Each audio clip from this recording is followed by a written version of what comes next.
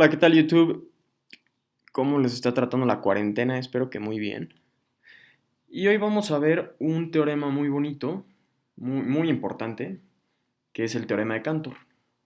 El teorema de Cantor. ¿Y el teorema de Cantor qué dice? Dice que la cardinalidad del conjunto potencia de A es mayor que la cardinalidad del conjunto A. Es decir, el número de elementos que tiene la potencia de A es mayor que el número de elementos de A para todo A conjunto, ¿sí? Es decir, sea como sea A, sea finito, sea infinito, no importa, siempre la potencia de ese conjunto va a tener una cardinalidad mayor que el conjunto mismo. Ahora, fíjense que un corolario de esto es que hay infinitos más grandes que otros, ¿no? Porque si yo tengo un conjunto A infinito, pues esto me dice que yo puedo construir otro conjunto, es decir, su potencia, que tiene más elementos que ese conjunto que era infinito. Entonces hay infinitos más grandes que otros. Y otro corolario de este teorema es que no existe el infinito más grande, ¿no? Porque dado un conjunto infinito, siempre puedo construir uno que sea más grande que ese, ¿no? Entonces, como pueden ver, es un teorema bastante fuerte y vamos a ver la demostración.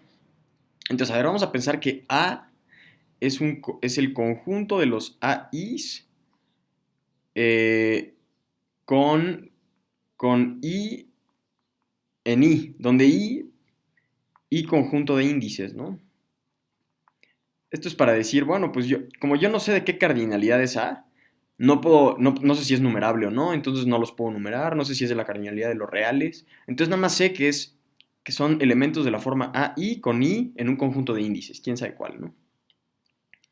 Ahora, voy a suponer, por reducción al absurdo, que la cardinalidad de A es igual que la cardinalidad de su potencia, ¿no? ¿Y esto qué significa? Significa que existe una función que va de A su potencia biyectiva, ¿no? Es decir, que a cada elemento de A le asocia un elemento en su potencia y que no sobra ningún elemento de ninguno de los otros conjuntos. O sea, que agote el dominio y que agote el codominio. Entonces le voy a poner la flechita para acá también, como diciendo que es biyectiva, que va, digamos, tiene inversa, ¿no? Entonces, dada esta suposición, por supuesto es por reducción al absurdo, porque quiero probar que esto es falso, pues la potencia de A van a ser los BIs con I en el mismo conjunto de índices de acá arriba, ¿no? Porque si estoy suponiendo que hay una función biyectiva, entonces los puedo aparear uno a uno, entonces el conjunto de índices tiene que ser el mismo que el de acá. O tiene que ser otro conjunto de índices con la misma cardinalidad que este I, pero bueno, para no hacernos bolas vamos a poner que es el mismo. Entonces, bueno, y fíjense que esta función agarra un elemento AI y me lo manda a algún B. Voy a decir que me lo manda a algún BI, sin pérdida de generalidad. Porque, digamos, podría decir, no, me lo manda algún BK, las Is no necesariamente tienen que ser las mismas. Pero bueno, si no son las mismas, siempre lo puedo acomodar de forma que sí lo sean, ¿me explico? O sea, no estoy perdiendo generalidad al decir que a cada AI la manda su correspondiente BI, porque es biyectiva, ¿me explico? Entonces sería igual que decir BK. Entonces vamos a pensar, ¿qué hace esta función? Tengo mi conjunto A de los AIs y tengo mi conjunto potencia de A de mis BIs. Entonces, f es una función que está recogiendo elementos de aquí y los está apareando con uno de esta potencia. Ahora, recordemos que los BIs, como son elementos de la potencia, BIs son subconjuntos de A, pues son elementos de su potencia. O sea que BIs son conjuntos, ¿no? BIs son conjuntos. Entonces yo me puedo hacer la pregunta, bueno, son conjuntos que además sus elementos son AIs. Porque todos estos son subconjuntos de A, es decir, que sus elementos son todos elementos de A, o sea que son AIs. Entonces yo me puedo hacer la pregunta. Puedo decir, por ejemplo, AI es un elemento de F de AI. ¿Sí me explico? O sea, AI, F me lo va a mandar a algún BI, que es un conjunto. Yo puedo hacerme la pregunta de si ese elemento está enlistado en ese conjunto. Entonces puedo considerar el siguiente conjunto phi. Phi va a ser el conjunto de los AIs en A, tales que AI no es un elemento de F de AI. y f de AI es BI, ¿no? Entonces, phi es el conjunto de los elementos de A, tales que no están enlistados en el conjunto con el cual f los está apareando, ¿vale? Y ahora vamos a ver qué onda con este conjunto phi. Este conjunto phi es conjunto de elementos de AI. Por lo tanto, es un conjunto cuyos elementos son elementos de A. Entonces, phi es un subconjunto de A. Phi es un subconjunto de A. Pues todo elemento de phi es una I. Y todo elemento de phi es un elemento de A. Entonces, como phi es un subconjunto de A, pues phi es un elemento de la potencia de A, ¿no? Es decir, phi está aquí. O sea, la potencia de A tiene aquí a los BIs, no sé qué. Y por ahí está phi. Ok, por ahí está phi, que es el conjunto de los AIs tales que cumplen esta propiedad. Bueno, ahora, como la función f es biyectiva, entonces existe algún AK tal que bajo f de AK va a ser phi, ¿sí? Porque me está apareando elementos de A con elementos de su potencia.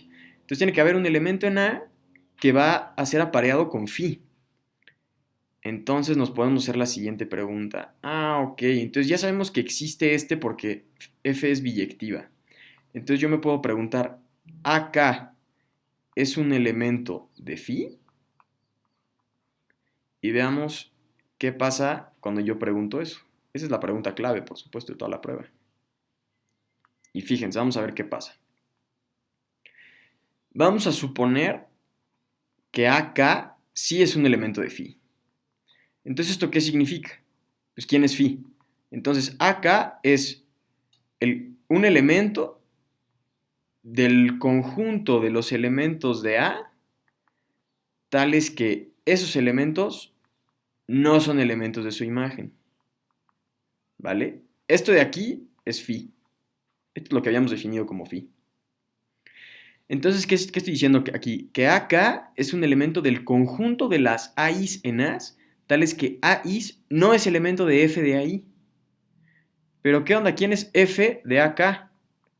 F de AK es phi, ¿no? Entonces estoy diciendo que si AK está en phi, significa que AK no es un elemento de phi.